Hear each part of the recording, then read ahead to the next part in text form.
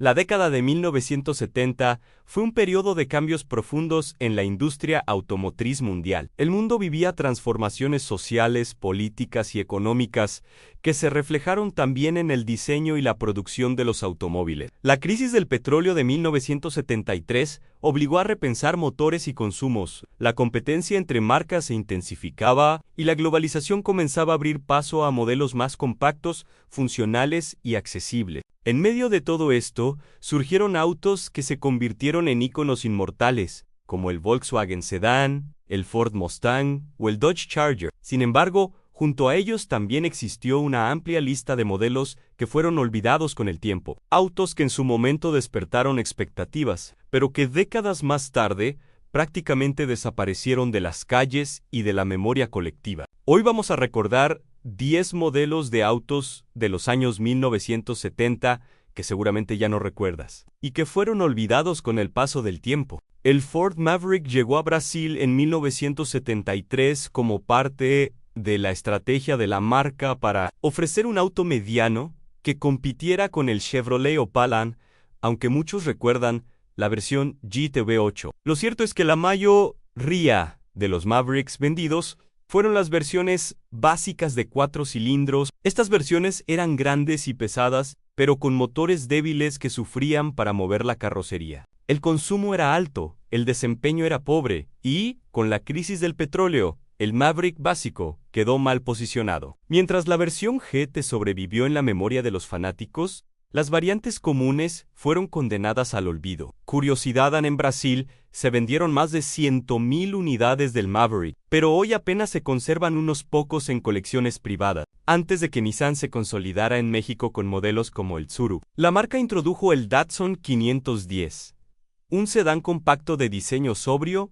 pero eficiente. En su momento, fue considerado confiable y económico, ideal para familias. Sin embargo, con el paso de los años fue desplazado por modelos más modernos y cayó en el olvido. Curiosidad, en competencias automovilísticas, el Datsun 510 tuvo gran éxito, pero esa fama nunca se tradujo en ventas masivas en México. El Renault 12 fue producido en Francia, pero también ensamblado en México bajo convenio. Era un sedán mediano, cómodo y robusto, que tuvo buena aceptación durante algunos años. Sin embargo, su estilo sobrio lo hizo poco llamativo frente a los autos estadounidenses, que seguían dominando el mercado. Con la llegada de modelos más modernos de Renault en los 80, el R12 F2 desapareciendo de las calles. Hoy, pocos recuerdan que alguna vez fue parte del paisaje automotriz de la Ciudad de México. El Maverick llegó a México como parte de la oferta de Ford para competir con los compactos. Aunque su versión deportiva fue admirada, las versiones básicas no lograron enamorar al público. Grande y pesado, su consumo era elevado y no respondía a las necesidades de las familias mexicanas que buscaban autos más prácticos. Con el tiempo, fue completamente eclipsado por otros modelos de la marca. El Dodge Dart fue fabricado en México por Chrysler en los años 70. Era un sedán de buen tamaño, robusto y elegante, que llegó a ser utilizado incluso como taxi en la Ciudad de México. Sin embargo, su gran consumo de combustible lo convirtió en una víctima de la crisis del petróleo de 1973. Poco a poco fue desapareciendo de la vida cotidiana. Hoy, algunos aún sobreviven en colecciones privadas, pero para la mayoría quedó en el olvido. El AMC Javelin fue un muscle car estadounidense que llegó en pequeñas cantidades a México, con líneas deportivas y motores potentes. Buscaba competir con el Mustang y el Camaro. En un país donde los autos grandes eran caros de mantener, el Javelin nunca encontró su mercado.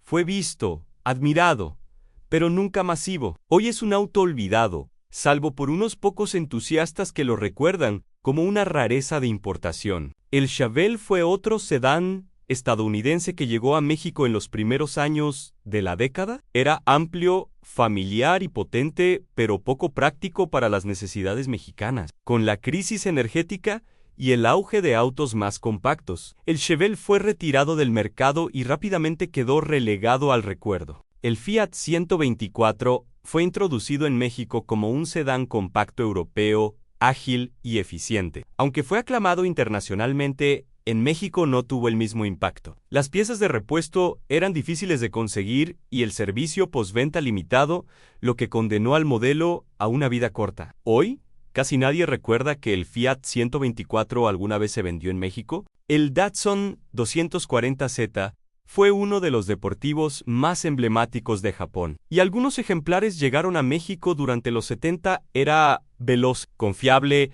y mucho más accesible que los deportivos europeos, pero nunca fue masivo. Se convirtió en un objeto de deseo de pocos. Hoy es muy cotizado entre coleccionistas, pero en su momento pasó casi desapercibido en el mercado mexicano. Aunque la combi es recordada con cariño, sus versiones panel cerradas para trabajo de los años 70 han quedado en el olvido. Eran utilizadas por repartidores, negocios y hasta como ambulancias. Can El Tempo fueron reemplazadas y casi ninguna sobrevivió. Hoy, ver una combi panel de esa época en México es casi imposible. Los años 1970 en México fueron una época dorada para la industria automotriz, pero también un tiempo de transición. Mientras algunos modelos se convirtieron en clásicos eternos, otros desaparecieron silenciosamente, olvidados por el público y borrados de la memoria colectiva. Estos 10 autos nos recuerdan que la historia del automóvil en México no se escribe solo con íconos como el Bocho o el Tsuru, sino también con aquellos modelos que tuvieron un paso